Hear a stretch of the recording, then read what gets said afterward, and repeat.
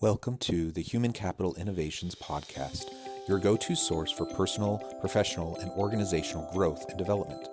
We hope you tune in often for all things people management, organizational development and change, organizational leadership, and social impact related. Maximize your personal and organizational potential with Human Capital Innovations Podcast.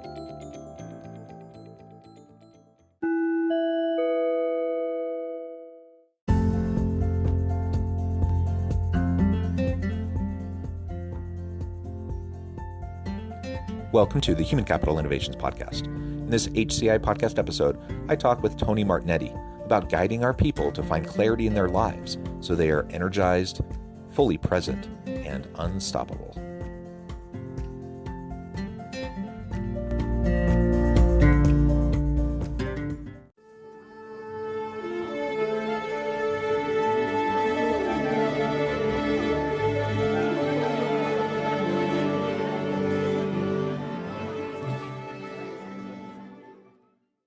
Tony Martignetti, welcome to the Human Capital Innovations Podcast. Thank you so much. I'm thrilled to be here. Yeah, I'm excited to have a nice conversation today. I'm really excited for the topic. We're going to be exploring how to help people really unlock their full capacity and live their best, most full lives, guiding our people as leaders to help them find clarity in their lives so they're energized, they're fully present, and they're unstoppable in the work that they do. I think this is an awesome topic. It'll be a lot of fun to have a conversation. As we get started, I wanted to share Tony's bio with everybody. Tony is a trusted leadership advisor, entrepreneur, idea generator, and people connector. He brings together practical experience, formal training, and extreme curiosity to elevate leaders and equip them with the tools to navigate through change and unlock their true potential. He believes that when leaders unlock their potential and lead from a place of inspired purpose, they impact and inspire everyone around them.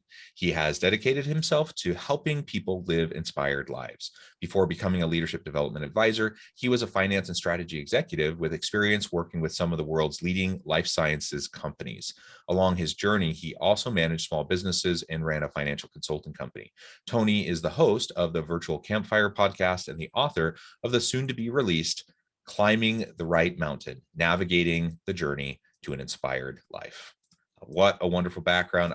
I'm thrilled to have you. Anything else you would like to add for listeners before we really launch on in? Actually, just one small correction. It's no longer soon to be released. It's been released. So we've got the book out into the world, and I'm thrilled about the impact it's had on people. So thank you. And that is always exciting when you put a lot of heart and soul and hard work into those books. It's always fun to see those released and to get out there and to have the impact, that we hope they have when we're writing them. Yeah. Well, very good. Anything else you would like to share by way of background before we really dive on in, define some terms and start to unpack some of these ideas? Yeah, I'm going to share one small thing that, I think what's interesting is that when I started my podcast, I started to dig into people's past, their backstories, and I did through what's called flashpoints.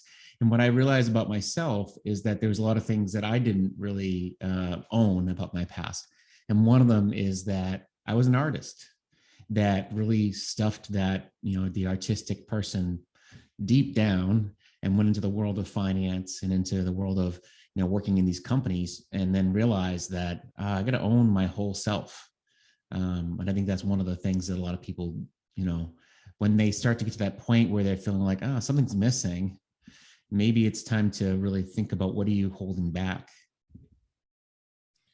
Yeah, I think that's great advice. And there are so many reasons why we kind of push down certain aspects of ourselves and focus on other things. And I don't want to speak for you, but I have a similar background.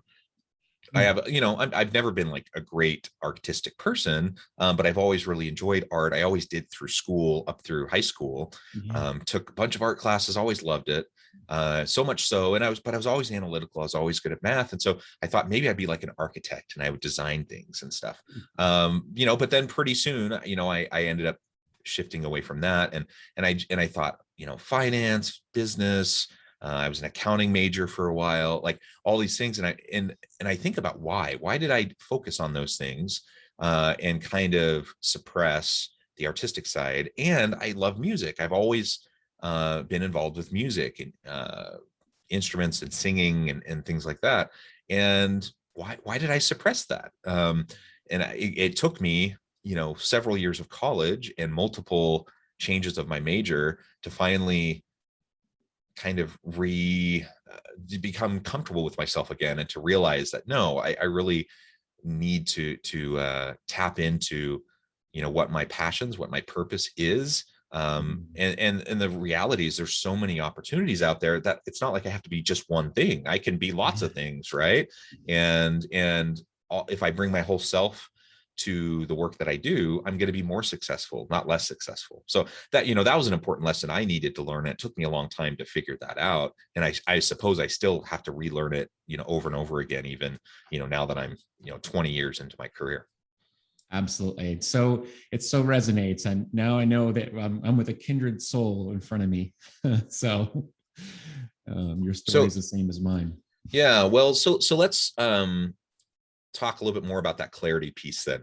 Yeah. What do you suggest, I suppose we could approach this from a lot of different directions. I mean, one is just the personal. So I'm just thinking about myself, my life, my family, kind of outside of the workplace realm. We can talk about it. But also, as a leader, one of the things that I need to do is to be a successful leader is to inspire my people, to help them recognize and then tap into their full potential. And ultimately, that's going to be what helps them have success, the team have success, me as a leader have success, and the organization to have success. So how do we start, helping people to have that clarity? Yeah. And it's such a great question. And I think ultimately clarity comes from this desire and this practice of really wanting to understand yourself better, bringing awareness to who you are and what you want to create in the world. I often talk about having honest conversations, and the first honest conversation you should be having is with yourself. And that conversation should really delve into the space of, what is my contribution that I want to create? What is the thing that I want to bring to life? When I'm very clear about what I'm bringing for myself, then I can start to bring that out of myself and into the world, which means the people around me, the team, how can I lead others if I don't clearly know how I'm leading myself? And I think oftentimes leaders start to lose sight of themselves in service of others. And that's because we have this mindset of servant leadership, and that's great because servant leadership is an important thing to do, but you can't lose sight of yourself. Because you're the person who has to be there to support others as well along that journey. And when I say support, it's about inspiring. It's about connecting them to the big picture, ensuring that they're feeling the energy to move forward. So that's where the clarity comes from. It's really understanding where you are and what you need to continue on that journey. And it starts with having those conversations, bringing that awareness, and ensuring that you're not just doing it once. It's a journey, not a destination.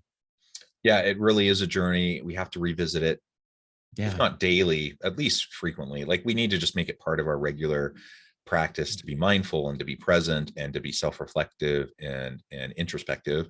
And you're right, like, we need to focus on ourselves. And I know that seems like perhaps at odds with this whole idea of focusing on the needs of your people, being a servant leader. But it's just like the old metaphor: you can't draw from an empty well. On an airplane, you have to put on your oxygen mask first so you can help other people. Like, you just can't be your best self for others around you unless you first start with taking care of yourself and practicing self-care. So that's not selfish. And I have to admit, like, that's something I struggle with. That's something I've struggled with my whole life. I have I have a family that relies on me. I have a large family. I have a lot of children. I at work, I am responsible for a lot of people. Like I feel this need, this draw to like set myself aside, my needs aside, and to just focus on other people's needs. The problem is that's not sustainable. Yeah. If you're not focusing on your needs first and making sure you're healthy and where you need to be, you're going to run out of energy very quickly, and you're not going to be able to be your best self and a good leader for the people around you. So having that clarity individually, again, it's not, nothing you said was rocket science, but it is stuff that we just need to be mindful about and practice Yeah. continually. And if we kind of get into the habit of just doing that, it may be a little uncomfortable at first. It may be, seem a little bit too mechanical, Mhm. to really feel comfortable. But if you just keep doing it and really practice it and get into a groove with it, it'll feel more natural. And Yeah. ultimately it'll just become a part of your day to day and what you do and what it means to be a successful leader and to be successful in your life. Yeah, I want to take it one step further, which is to say, like, there's one way to get started that really can put you on the path to making this work for you. And I work with my clients around this thing that's called the weekly spark. And the weekly spark is just having once a week, usually on a Sunday, I will have people, put aside an hour for themselves to just sit down and do a look back, a look forward, and then a what now. And in that period, it's really kind of because I came from the finance world, I do have this propensity to be very organized, and this ability to think about planning, because planning is everything, but the plans are irrelevant. But you really have to sit down and think about, okay, what did I learn last week? What are the things about last week that I'm taking away, the lessons? And then as I look to next week, this is the one that will be interesting. What have I planned for next week that is related to my self-care? Have I planned some time for me to be, taking care of myself? B, what am I excited about next week?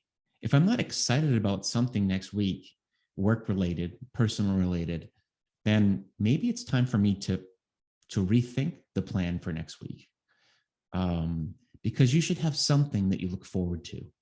If you're not, then you're starting to get into this rut or a pattern that's not going to sustain you long term. Not everything's going to be exciting. Not everything's going to be great. But ultimately, you should have something that you plan in your calendar that fills you up, that feels exciting. And then And really there should be something yeah, consistently, if not daily, close to daily, yeah, where you really do just feel that excitement, that drive. And that's not to say, like, we all have parts of our days that we dread. We all have parts of our work that we hate. I think that's just the part of the deal. Like, we don't get to do what we love all the time. uh, but we can find ways to build in aspects of meaning and purpose and fulfillment into our work, even if we're kind of in the middle of a long, hard slog and some drudgery. We can still build in some good stuff in there. yeah.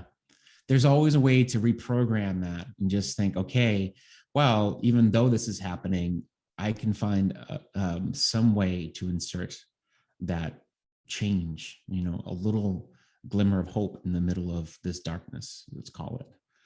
I'm making it sound so dire, but there's sometimes people's Yeah. situations get really dire. So Yeah. it's important to keep that in mind. But I think it's a great practice. And then there's this element of, now knowing where I am right now, what actions can I take to move me forward? Because, just the planning part is great, but you have to make sure that you're actually committing to doing something that will move you forward. Yeah, absolutely. And that comes back to that energy piece, the being present, being mindful, being present in the moment.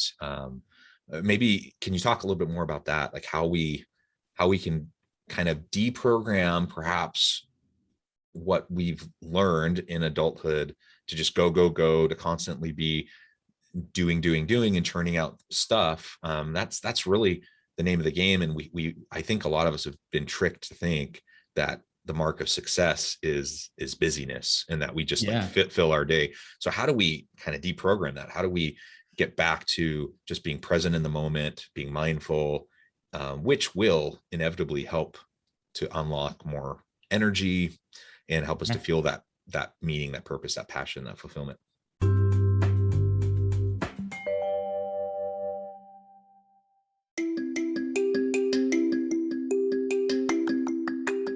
I'm excited to announce the publication of my new book from HCI Press, Bluer Than Indigo Leadership: The Journey of Becoming a Truly Remarkable Leader. Early in my adult life, I learned about an Asian proverb that translates as bluer than indigo. If you think about the color indigo, it is a brilliant, deep, and vibrant blue, what some would call the bluest of blues. To have something that is bluer than indigo is rare and truly remarkable. Contrary to popular myth, there is no one-size-fits-all or cookie-cutter approach to effective leadership. There's no silver bullet, no secret sauce, no go-to model that will solve all of our problems. The truth is, great leaders have all had their unique strengths and flaws, and have all had to discover and then pave their own distinctive path in their life's journey to fulfill their leadership potential. Bluer Than Indigo Leadership will help you discover your own path and explore those ordinary, everyday actions that will help you respond to an uncertain future and produce extraordinary results for individuals, teams, and organizations.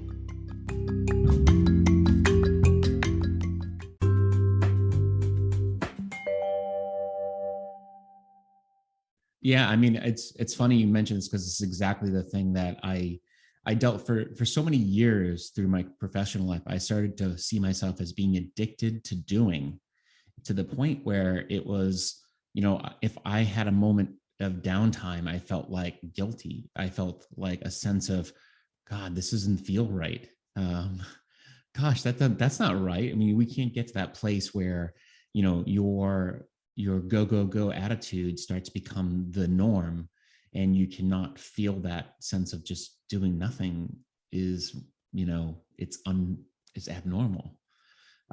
So in this day and age, what I found now that I've kind of started to work the past few years, to reprogram myself and to work with others to see how their patterns are not serving them, I've really kind of got them to think about how they can reprogram their code. I call it the B code: be centered, be sorry, I'm completely spacing for a moment there. Be open, be detached, and be engaged. And so there is this element of getting that code put into your system to see that it's the being, and in being able to be centered in this moment and right now present, and know that, even in the midst of all the craziness, you can take a step back, pause, and create something that will allow you to put some distance between what's happening and what's happening inside. And I think, as we run off to meetings, and oftentimes, we're scheduling meetings back to back, we have to make sure we put at least a few moments to take a breath and, center ourselves before that time where we go to the next meeting. Because otherwise you don't even have your mind straight to go into the next meeting. Yeah, I had a day last week where it's just the way the day shaped up, and I should have been more, I should have been more hands-on with my schedule to make sure this didn't happen. But I ended up being like an 8 in the morning until like 8 at night, Yeah. back to back, like literally all day. I had like a few times where I could like take 2 minutes to run to the bathroom, and that was about it. Yeah. And it was nuts. And these weren't like, sometimes you're in meetings where you can just, you're on a Teams or a Zoom meeting, and you can just turn off your camera and mute yourself, and you can just kind of be there but not really participate. Like, that's not what it was. It was like all these meetings where I was heavily engaged, and man, I was exhausted by the end of the day. And I just thought that was not effective. I didn't give myself time to process stuff. I didn't give myself time to prepare for the next meeting. Like, even 10 minutes in between can make a big difference. And so what I ended up doing instead was just going from thing to thing to thing to thing, because I had those obligations, but probably not being fully present in any of them because I'm trying to think about the next meeting, and probably not really contributing in the way that I could have, Yeah. because I didn't manage my schedule, the right way. So, I understand the tendency to try to just be busy and to try to fill our days up and do lots of good things. And there's a never ending supply of good things to do. So Yeah. we have to prioritize. We have to focus on what's most important. That may mean sometimes you have to turn down a meeting, or reschedule, or whatever. And I get it. That can be hard. I just last week I totally blew it. Like I should have done that. I didn't do it. I should have, rescheduled a couple meetings at least, and I didn't do it. And but I can take the time to reflect on that, to recognize it, and to realize, I'm not. Hopefully, I won't do that again anytime soon. Yeah, yeah. I mean, it's what you're bringing up is right here. This is the element of like being in your full potential, being in your full self. You can't be your full self if you're running on fumes as you go from meeting to meeting to meeting. And I know that you and I are not alone in this endeavor. There's probably millions and billions of people out there who are feeling the same way. But yet we do it to ourselves because there's this desire to continue to move things forward, the excitement about what is next, and the continuing to stay in the game. But the realization that slowing down allows us to be more powerful, to be more intentional, and to be able to create more in the long run, because it sustains us for the long run. It's the marathon, not the sprint. Yeah, well, and that's interesting because there's like this tension Yeah. between, in the introduction I talked about, how the clarity can help us live lives of energy, being fully present, and I Yeah. said unstoppable. So on the one hand, Yes. we're talking about being unstoppable, but we're also saying, like, you can't keep going indefinitely. Like, you have to, Yeah. so how do we deal with that tension and recognize, like, on the one hand, yeah, the whole goal of all of this is for us to live our potential, both in our personal lives, our Mm. relationships at work, but ultimately, we want to drive success, and success means hard work. So how do we strike that balance? I love you bring this up because it's like it's paradoxical. But when I've had this question asked me a couple of times, because people think like, oh, unstoppable. That sounds like, well, we should be stopping. But yeah, unstoppable, but not in the, in our ambitions and our ability to create what we want. I want people to be able to have their voices heard. I want them to feel as though anything that's inside of them gets done, but not at the expense of not pausing along the way and checking in with themselves and saying, is this the best use of my time right now? Because if I don't stop and pause and create the moment of pause right now, I won't be able to be unstoppable in the long run. I Yeah, so want, it's about sustainability, right? being yes, being unstoppable in the sense that we're not going to we're not going to allow ourselves to completely deplete our battery. yeah, It's like, I drive an electric car, so yeah, the range issue, it's getting better, but the reality is, I have to be very mindful of the battery level in my car. mhm, And if I'm not, and I don't, like, take time to stop and to plug it in and to recharge, I'm going to end up stuck on the side of the road. Like, it literally will stop going. But if I take those pauses, if I take those moments, if I actually plug in the car, it can go indefinitely. Like, it can keep going. yeah, And then I can also enjoy the journey a little bit more because I'm stopping to pause and I can take some time. So, I think there's some lessons there, and it's all about sustainability, isn't it? mm, And I think this also comes back to, as a leader, not only is this important for me, for my long-term, like, physical, mental health, and my ability to be successful as a leader, but I have to model for my people what this looks like. yes, If I want them to be people of clarity, where they can tap into their meaning, their purpose, they can have fulfilling work and lives, they can have the energy they need, they can be present, and ultimately drive long-term sustainable success. If I want them to do that, then I have to model it. I have to, and exactly, I can't just say it. I can't just say, it's important to take a break. We know, for example, in the US that, you compare the US to any other similar country, and we have the lowest amount of paid vacation time, and then yeah, people don't even take the time that they have. yeah, You compare us with, say, many European countries, we don't like unplug, we don't step away, we don't take time to recharge. Exactly. And people don't feel, and why don't people take their vacation days? It's because they feel like if they do, it's going to hurt them, that their boss will not be pleased, or it's going to like hurt them when they're going up for a promotion or whatever. And so I, as a leader, I need to model for my people, not emailing them in the middle of the night. I need to like let them go on vacation, take days off, take mental health days, whatever. And I have to not only say it's important, but then I have to do it myself and show them that it's actually something that I believe in, that I want them to do as well. I love that. I mean, what the word that comes to mind for me, and I think this is something that people often miss, is that, it's like capacity building is built in stretching yourself, but then bringing back but not going to the point where you're staying stretched. It's about bringing it back and allowing yourself some flex, and then coming back and then coming back in. And so when your team is like, let's say you have a deadline looming and your team comes in and says, okay, we're going to make that deadline happen.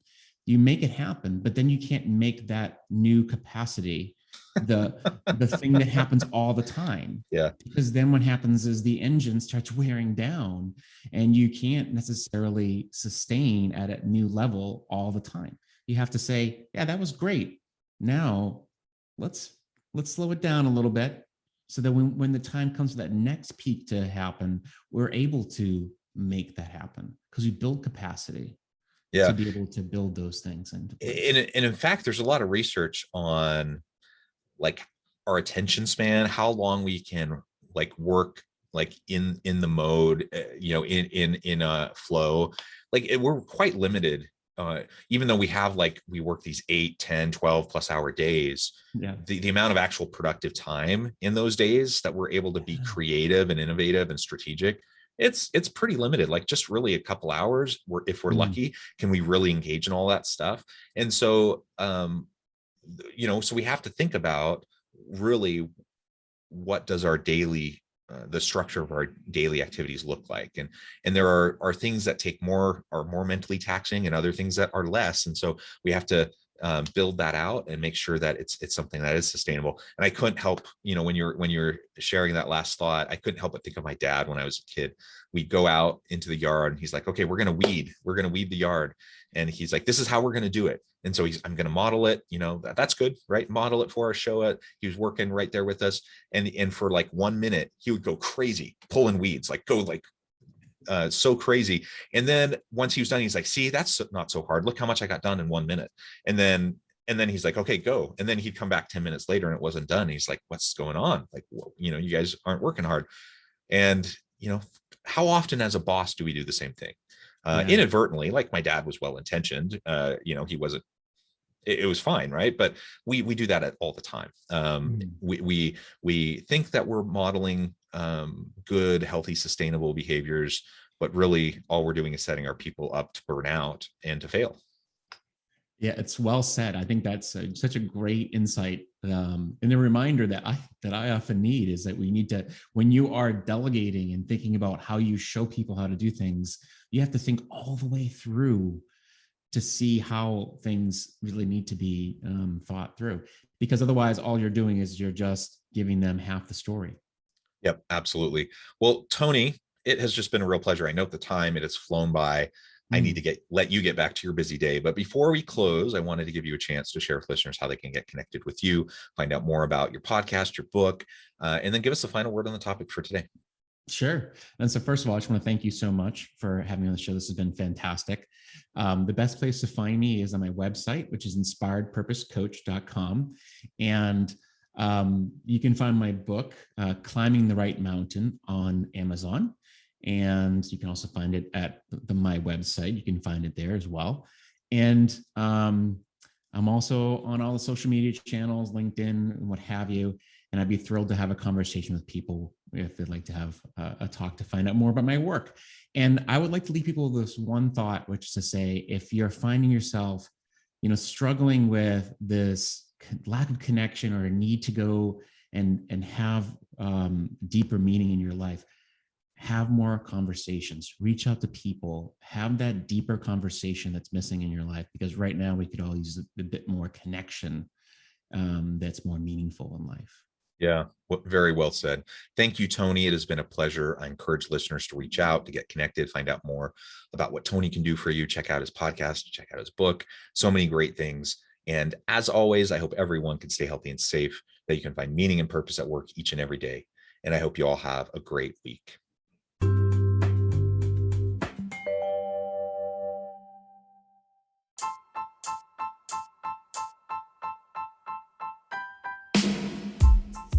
The alchemy of truly remarkable leadership.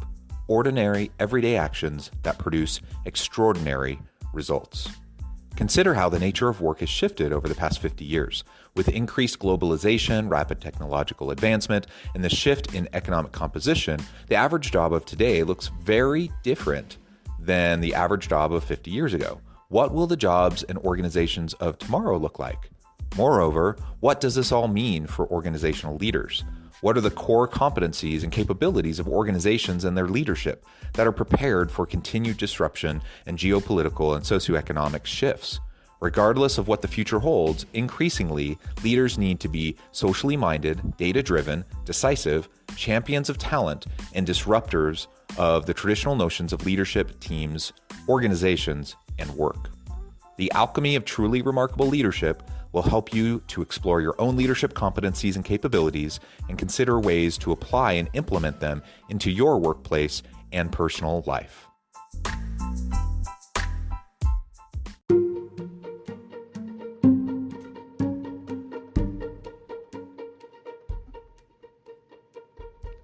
Check out Human Capital Innovations magazine, Human Capital Leadership.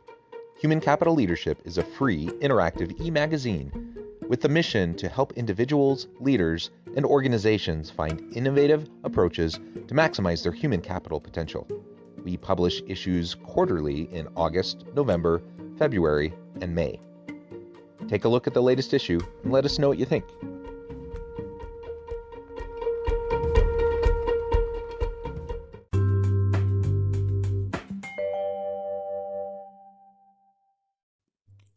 Thanks again for joining us for this episode of the Human Capital Innovations Podcast.